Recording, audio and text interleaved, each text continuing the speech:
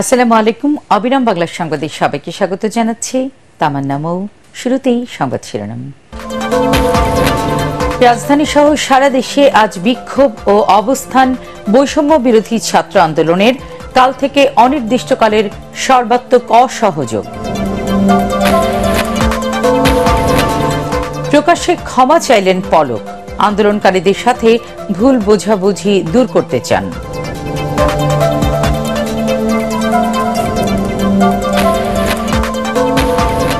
এবং রাস্তা ডুবে সাজেকে আটকা 400-রও বেশি পর্যটক। 2 সপ্তাহ ধরে খালি খাগড়াছড়ির হোটেল মোটেল।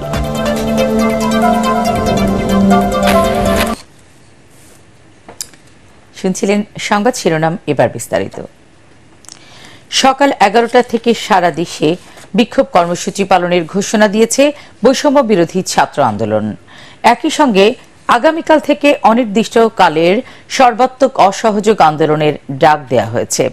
আন্দোলনের সমন্বয়ক আসিফ মাহমুদ, মাহিন সরকার, আব্দুল হান্নান মাসুদ ও রিফাত রশিদ সহ বেশ কয়েকজন তাদের ফেসবুক পোস্টে এ তথ্য জানান। কর্মসূচি সফল করতে বৈষম্য বিরোধী ছাত্র আন্দোলনের সম্মিলিত প্রাইভেট বিশ্ববিদ্যালয়ের পক্ষ থেকে ঢাকা বিশ্ববিদ্যালয়, সায়েন্স ল্যাব, উত্তরা, বাড্ডা সহ রাজধানীর বিভিন্ন পয়েন্টে বিক্ষোভ মিছিল ও অবস্থানের আহ্বান জানানো হয়েছে। কাল থেকে অনির্দিষ্টকালের জন্য সর্বাত্মক অসহযোগ শুরু হবে বলেও জানান তারা। দর্শক, রাজধানীর শাহবাগে এই মুহূর্তে আছেন আমাদের সহকর্মী তরিক ইসলাম। রাজধানীর পরিস্থিতি জানতে সরাসরি চলে যাচ্ছি তার কাছে। তরিক, শাহবাগ এবং ঢাকা বিশ্ববিদ্যালয় এলাকার পরিস্থিতি কেমন আমাদের জানান। শাহবাগের যে প্রবেশ মুখে আনা হয়েছে, আপনাকে একটু ক্যামেরা চোখে দেখাই। এই প্রবেশ মুখে কিন্তু আইন শৃঙ্খলা যে বাহিনী, সে বাহিনী কিন্তু তাদের কঠোর একটা নিরাপত্তা বেষ্টনী কিন্তু তারা তৈরি করেছে। অর্থাৎ এই প্রবেশ মুখ দিয়ে কাউকে ঢুকতে হলে বা বের হতে হলে তার প্রকৃত কারণ বা কি জন্য বা কোথায় যেতে চাচ্ছে তা নিশ্চিত করেই কিন্তু তারপরে তাকে যেতে দিতে হচ্ছে, অন্যথায় তাদেরকে কিন্তু ভিন্ন পথে কিন্তু যেতে হচ্ছে। শুধু এই প্রবেশ মুখী নয়, ঢাকা বিশ্ববিদ্যালয়ের প্রবেশের যতগুলা প্রবেশ পয়েন্ট রয়েছে সব জায়গায় কিন্তু একই নিরাপত্তা ব্যবস্থা কিন্তু জোরদার করা হয়েছে।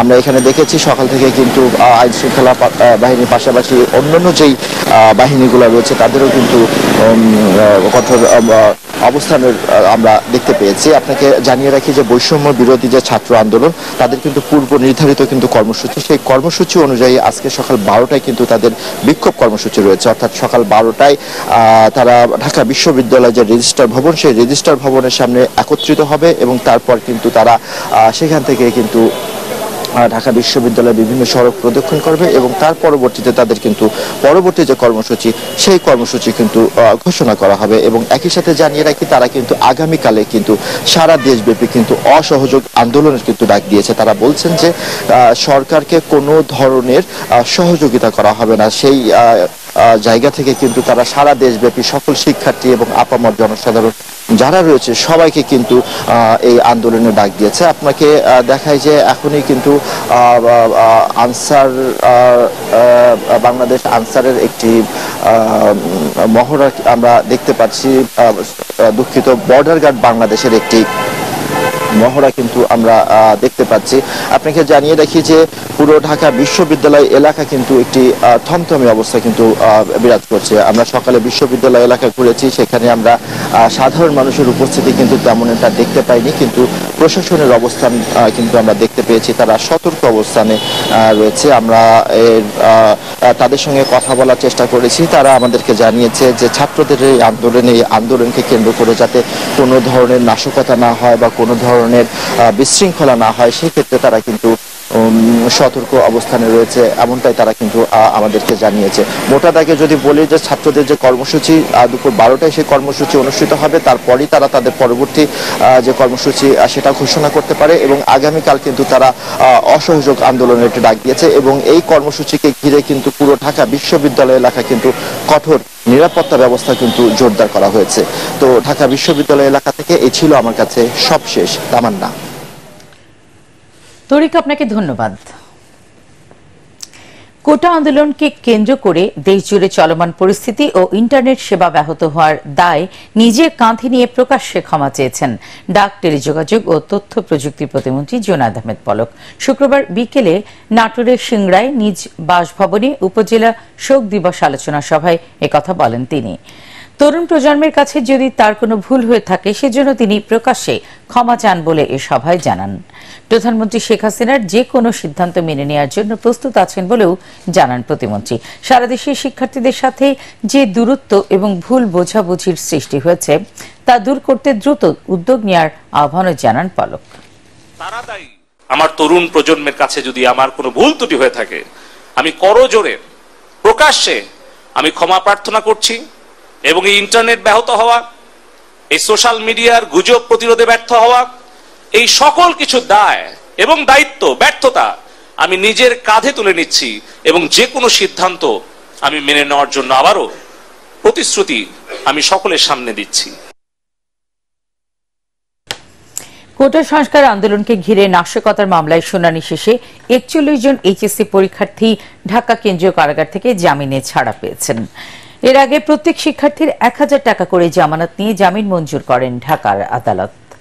কোটা আন্দোলনে সহিংসতার জেরে আটক এইচএসসি পরীক্ষার্থীদের ভবিষ্যৎ বিবেচনায় শিক্ষা মন্ত্রণালয় থেকে পাঠানো তালিকা অনুযায়ী এই জামিন দেওয়া হয় বলে জানান শিক্ষার্থীদের আইনজীবী মোহাম্মদ সাইদুল ইসলাম। এছাড়া চট্টগ্রামে ১৬ জন, সাতক্ষীরায় ৬ ও রংপুরে ৩ শিক্ষার্থীকে জামিন দিয়েছেন আদালত। এদিকে সেতু ভবনে হামলা ও নাশকতার মামলায় দ্বিতীয় দফা রিমান্ডের পর জামিন নামঞ্জুর করে বিজেপির চেয়ারম্যান আন্দালিব রহমান পার্থকে কারাগারে পাঠিয়েছেন ঢাকা সিএমএম কোর্ট।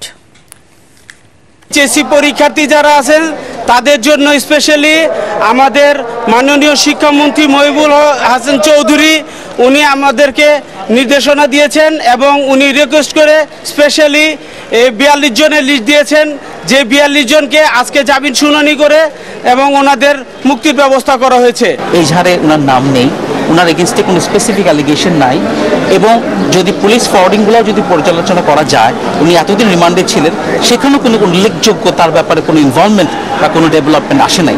তাই আমরা মনে করি যে তার প্রতি আসলে ন্যায় বিচার প্রদান করা হয়নি। একটি মহল সরকার বনাম শিক্ষার্থী গেম খেলার অপচেষ্টা করছে বলে মন্তব্য করেছেন আওয়ামী লীগ সাধারণ সম্পাদক ওবায়দুল কাদের। তার দাবি, শিক্ষার্থীরা সরকারের প্রতিপক্ষ নয়। তিনি জানান, জাতিসংঘ ও উন্নত দেশের সহায়তায় হতাহতের তদন্তের ব্যবস্থা নেওয়া, শিক্ষার্থীদের হেনস্থা না করার নির্দেশ দেওয়া সহ সব দাবি মেনে নিয়েছে সরকার। আরও জানাচ্ছেন ফজলে রাব্বি। ধানমন্ডিতে আওয়ামী লীগ সভানেত্রীর কার্যালয়ে অনুষ্ঠিত সংবাদ সম্মেলনে ওবায়দুল কাদের বলেন, শিক্ষার্থীদের আন্দোলনকে ঘিরে ঘোলা পানিতে মাছ শিকার করার অপচেষ্টা করছে একটি পক্ষ। এই আন্দোলনকে ঘিরে নাগরিক সমাজের কারো মন্তব্যে কেউ যেন বিশৃঙ্খলা তৈরির সুযোগ না পায় সেদিকেও লক্ষ্য রাখার আহ্বান জানান ওবায়দুল কাদের। নাগরিক সমাজের অনেকেই চলমান সংকটে তাদের নিজস্ব মতামত ব্যক্ত করছে। তাদের মতামত প্রকাশের সুযোগকে কাজে লাগিয়ে তৃতীয় কোনো স্বার্থান্বেষী মহল যেন উস্কানির সৃষ্টি করে কাজে ব্যবহার না করতে পারে সে বিষয়ে সকলকে দায়িত্বশীল হওয়া উচিত। রাষ্ট্রের নাগরিক হিসেবে সকলের চলমান সংকট থেকে উত্তর ধৈর্য ধারণ করা, সিদ্ধান্ত নিলে আপনাদের জানান। আওয়ামী লীগ সাধারণ সম্পাদক বলেন, জামাতে ইসলামীকে বাংলাদেশের রাজনীতির সুযোগ করে দিয়েছিল বিএনপির প্রতিষ্ঠাতা জিয়াউর রহমান। পরে জামাতের আমির গোলাম আজমের নাগরিকত্ব ফিরিয়ে দিয়েছিলেন খালেদা জিয়া। তিনি বলেন, যুদ্ধাপরাধীদের সাথে ঘনিষ্ঠ সম্পর্কের কারণে জামায়াত নিষিদ্ধের প্রতিবাদ জানিয়েছে বিএনপি।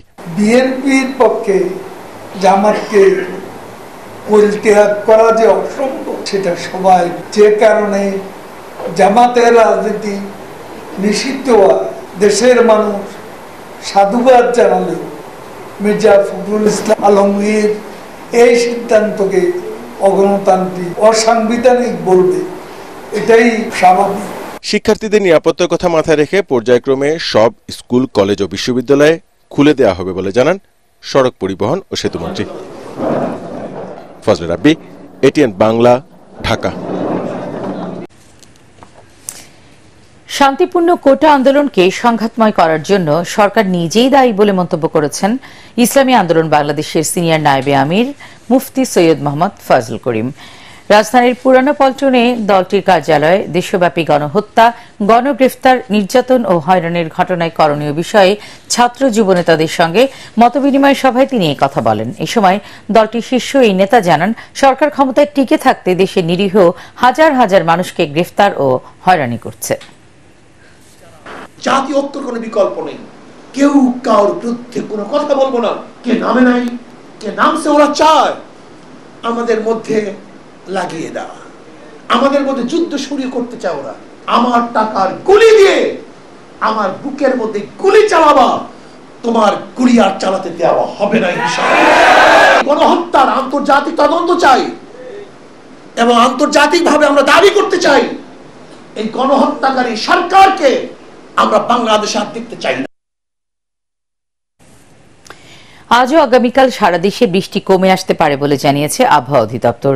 এই দুদিন বিরতি দিয়ে আবারও বৃষ্টি বাড়তে পারে। আবহাওয়া অধিদপ্তরের দেয়া পূর্বাভাসে বলা হয়েছে, এই মাসে বঙ্গোপসাগরে দুটি লঘুচাপ সৃষ্টি হতে পারে। এর মধ্যে একটি নিম্নচাপে পরিণত হলে বৃষ্টি বেড়ে যাবে। উত্তর মধ্যাঞ্চলে 2-3 দিন ও সারা দেশে 3 থেকে 4 দিন বজ্র সহ বৃষ্টি হতে পারে। এদিকে সারা দেশে বৃষ্টিপাত বেড়েছে। বিশেষ করে উপকূলীয় এলাকায় অতি ভারী বৃষ্টিতে নিম্নাঞ্চল তলিয়ে গেছে। দেশের বেশিরভাগ নদী বন্দরকে 2 নম্বর স্থানীয় নৌ হুঁশিয়ারি সংকেত দেখিয়ে যেতে বলা হয়।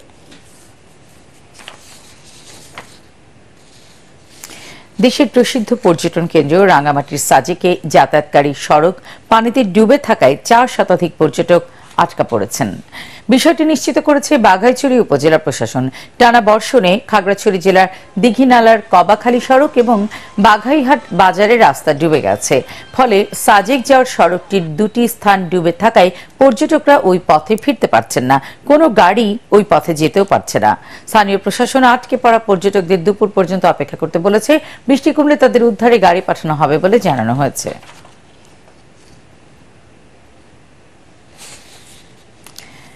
দেশের চলমান কোটা বিরোধী আন্দোলন কার্যত শেষ হলেও এর প্রভাব এখনও দেশের পর্যটন শিল্পে। পর্যটক শূন্য হয়ে পড়েছে অন্যতম পর্যটন কেন্দ্র খাগড়াছড়ি। 15 দিন ধরে খালি পড়ে আছে বেশিরভাগ হোটেল, মোটেল ও রিসোর্ট। বিনোদন কেন্দ্রগুলোতে বিরাজ করছে শুনশান নীরবতা। খাগড়াছড়ির প্রতিনিধি আবু দাউদের রিপোর্ট, জানাচ্ছেন ফারহিন টুম্পা। বর্ষায় পাহাড় আর প্রকৃতির সৌন্দর্য উপভোগ করতে প্রতি বছর এ সময় পর্যটকের ঢল নামে খাগড়াছড়িতে। তবে এবার চিত্র ভিন্ন। দেশের চলমান অস্থিরতার প্রভাব পড়েছে খাগড়াছড়ির পর্যটন খাতে। পর্যটক শূন্য অঞ্চলটির পর্যটন ও বিনোদন কেন্দ্রগুলো। সাম্প্রতিক সংখ্যা তার অস্থিরতার কারণে পাহাড়ের পর্যটন খাতে ধস নেমেছে। চরম আর্থিক ক্ষতির মুখে পড়েছেন পর্যটন ব্যবসার সাথে জড়িত সকলেই। একদম পর্যটক শূন্য, কর্মচারীদের বেতন দিতেও সমস্যা হচ্ছে। কিছু আগে বন্যা, আপনার ঘূর্ণিঝড়, এগুলোর কারণেও লোক আসে নাই। পরিস্থিতি ভালো হয় আশা রাখছি। পর্যটন কেন্দ্রতে আবার খাগড়াছড়ি স্পটে বেড়াতে আসবেন। আলুটিলা, রিসাং ঝর্ণা, জেলা পরিষদ পার্ক সহ সবকটি কেন্দ্রে এখন শুনশান নীরবতা। পর্যটন সংশ্লিষ্টরা বলছেন, চলমান অস্থিরতায় জেলায় পর্যটন খাতে প্রায় 5 কোটি টাকার মতো ক্ষতি হয়েছে। আমাদের খাগড়াছড়ি জেলাটা যেহেতু পর্যটন শিল্প নির্ভর একটা জেলা, অনেক মানুষের আর্থসামাজিক কেন্দ্রবিন্দু আমাদের পর্যটন শিল্পটা। আমরা রিকোয়েস্ট করব এই যে চলমান যে আন্দোলন, চলমান যে কর্মসূচি, রাজনৈতিক কর্মসূচি, এটা যদি আমাদের পর্যটন শিল্পের আওতামুক্ত রাখা হয়, আমরা অনেক উপকৃত হব। দেশের অস্থিরতা কাটিয়ে আবারও চাঙা হবে খাগড়াছড়ির পর্যটন খাত। পর্যটকদের পদচারণায় মুখরিত হবে বিনোদন কেন্দ্রগুলো, এমন আশাবাদ পর্যটন সংশ্লিষ্টদের। Bureau report, ATN Bangla. এবার আন্তর্জাতিক সংবাদ।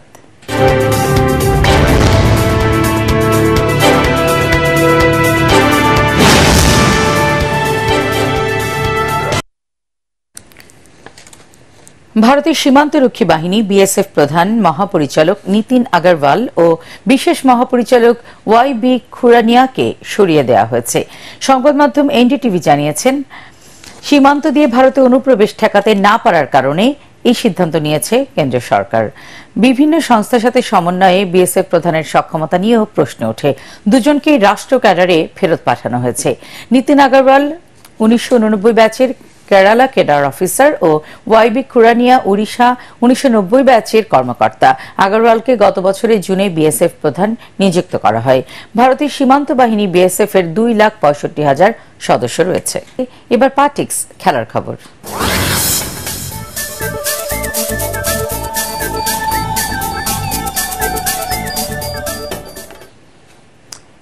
প্যারিস অলিম্পিক ফুটবলে কোয়ার্টার ফাইনাল থেকে বিদায় নিয়েছেন 3বারের বিশ্ব চ্যাম্পিয়ন আর্জেন্টিনা। কোয়ার্টার ফাইনালে তারা 1-0 গোলে পরাজিত হয় অলিম্পিকের আয়োজক ফ্রান্সের কাছে। খেলার 5 মিনিটে একমাত্র গোলটি করেন ইয়ান ফিলিপো মাতেতা। অন্য কোয়ার্টার ফাইনালে মরক্কো 4-0 ব্যবধানে উড়িয়ে দিয়েছে যুক্তরাষ্ট্রকে। সোমবার মার্সেইয়ে ফাইনালে ওঠার লড়াইয়ে তারা মুখোমুখি হবে স্পেনের। অন্য কোয়ার্টারে 3-0 ব্যবধানে জাপানকে হারিয়ে শেষ 4-এর টিকিট নিশ্চিত করে স্পেন। এদিকে নির্ধারিত সময়ের খেলা 1-1 গোলে ড্র হওয়ার পর টাই ব্রেকারে প্যারাগুয়েকে পরাজিত করে অলিম্পিক ফুটবলের সেমিফাইনালে উঠেছে মিশর। ফাইনালে ওঠার পথে তাদের প্রতিপক্ষ ফ্রান্স। প্যারিস অলিম্পিক সাঁতারে দাপট দেখিয়ে চলেছেন স্বাগতিক দেশের লিও মার্শা। আগেই 3টি সোনার পদকে জেতা এই সাঁতারু পুরুষ 200 মিটার মিডলেতে সোনার পদক জয় করেন। তিনি 1 মিনিট 54.06 সেকেন্ড সময় নিয়ে মার্কিন সাঁতারু মাইকেল ফেলপসের অলিম্পিক রেকর্ড ভেঙে স্বর্ণ জেতেন। এই ইভেন্টে রূপা জেতেন যুক্তরাজ্যের ডানকান স্কট, আর চীনের ওয়াং শান ব্রোঞ্জ জয় করেন। এদিকে প্যারিস অলিম্পিকের 7ম দিন শেষে 13টি স্বর্ণ, 9টি করে রূপা ও ব্রোঞ্জ দিতে 31টি পদক নিয়ে তালিকার শীর্ষে আছে চীন। 11টি স্বর্ণ ও 12টি রূপা সহ 36টি পদক জিতে দ্বিতীয় স্থানে আছে ফ্রান্স, আর 11টি স্বর্ণ সহ 22টি পদক নিয়ে তৃতীয় স্থানে আছে অস্ট্রেলিয়া। শেষ করার আগে সংবাদ শিরোনাম জানিয়ে দিচ্ছি আরো একবার। রাজধানী সহ সারা দেশে আজ বিক্ষোভ ও অবস্থান। বৈষম্য বিরোধী ছাত্র আন্দোলনের কাল থেকে অনির্দিষ্টকালের সর্বাত্মক অসহযোগ। প্রকাশ্যে ক্ষমা চাইলেন পলক। আন্দোলনকারীদের সাথে ভুল বোঝাবুঝি দূর করতে চান।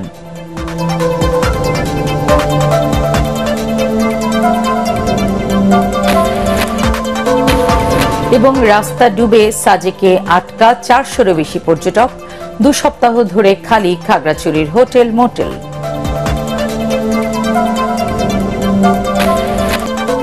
পরবর্তী সংবাদ দেখার আমন্ত্রণ জানিয়ে এখনকার মতো শেষ করছি।